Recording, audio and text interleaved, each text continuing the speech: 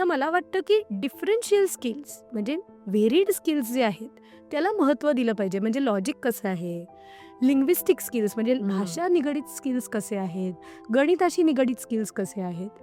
म्हणजे स्किल्स हे असे पाहिजेत की ज्यावर शिक्षण ही गोष्ट आल्यानंतर मला त्याचा कामामध्ये फायदा होणार. म्हणून आजही कुठल्याही करिअर गायडन्सच्या बाबतीमध्ये ना ॲप्टिट्यूड टेस्टिंग या गोष्टीचं महत्त्व इनिशियली खूप आहे. मग येतो कल म्हणजे इन्क्लिनेशन आणि मग येते पर्सनॅलिटी.